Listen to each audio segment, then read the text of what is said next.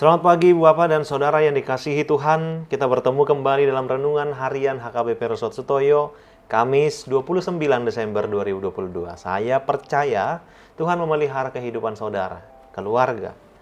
Tuhan melindungi dan menaungi dan memberkati kita semuanya. Sebelum mendengarkan firman Tuhan, marilah kita berdoa.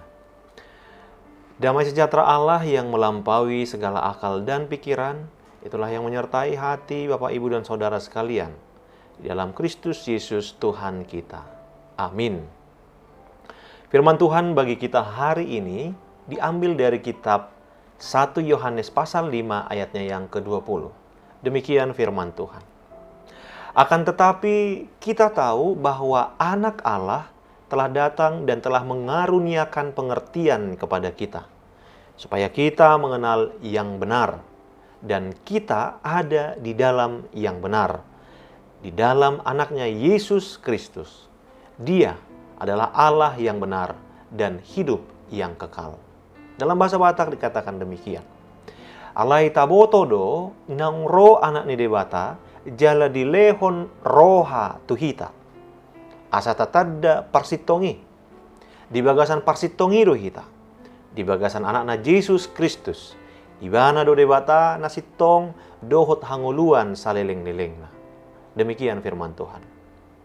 Bapak dan Saudara yang dikasihi Tuhan Yesus Kristus, jikalau kita membaca katekismus, kita akan menemukan bahwa Yesus Kristus adalah sang kebenaran sejati.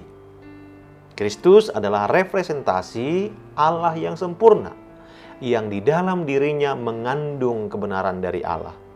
Oleh karena itu, sebagai orang Kristiani yang mengakui diri sebagai pengikut Kristus, mesti menyadari, bahkan mempraktekkan kebenaran dalam hidup, bahwa Yesus adalah kebenaran. Dalam diri Yesus tidak ada kepalsuan, karena Yesus adalah kebenaran. Selalu ada keselarasan antara apa yang dikatakan Yesus dan yang diperbuatnya. Untuk mempraktekkan kebenaran bukanlah hal yang mudah, ada perjuangan yang berat. Mengapa? Karena kebenaran menuntut kesatuan antara perkataan dan perbuatan. Lalu pertanyaan berikutnya, bagaimana cara kita hidup dalam kebenaran? Caranya adalah yang pertama, mengimani Yesus adalah kebenaran. Untuk dapat hidup secara benar, maka harus hidup di dalam Yesus. Artinya bahwa hidup sesuai dengan yang dipraktekkan oleh Yesus sendiri. Yang kedua, punya prinsip hidup. Jika ya, katakan ya. Jika tidak, katakan tidak. Bandingkan Matius 5 ayat 37.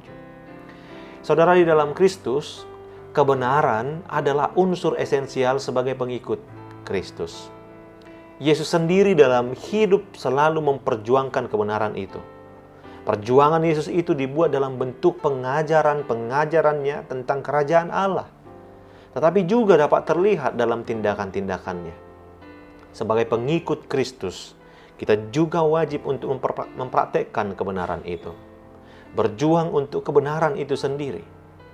Menjadi sebuah omong kosong jika pribadi berbicara banyak tentang kebenaran tanpa mempraktekkan kebenaran itu sendiri. Sekarang muncul pertanyaan reflektif bagi saya, tapi ini mungkin mewakili kita. Sudahkah saya hidup dalam kebenaran? Kebenaran macam apa yang telah saya hidupi selama ini? Apa yang harus saya buat untuk terus berada dalam kebenaran itu? Saya sungguh menyadari bahwa dalam hidup, terkadang saya belum sempurna untuk hidup dalam kebenaran. Rasa malu dan takut sering sekali menjadi penghambat untuk saya bisa mempraktekkan kebenaran itu. Saya enggan untuk menyampaikan suatu kebenaran jika itu dapat menyakiti perasaan orang lain. Saya sungkan untuk menyatakan sesuatu itu salah jika pada akhirnya saya akan disalahkan. Begitulah bermacam-macam perasaan yang muncul sebagai penghambat untuk saya hidup dalam kebenaran.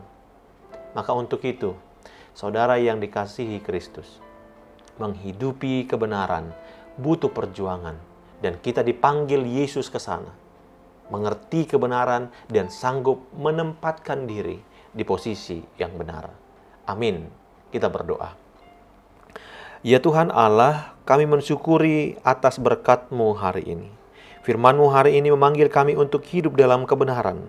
Kiranya Roh Kudus menolong kami untuk menghidupinya. Amin. Selamat pagi dan selamat beraktivitas Ibu Bapak. Marilah kita tetap dengan setia melakukan protokol kesehatan.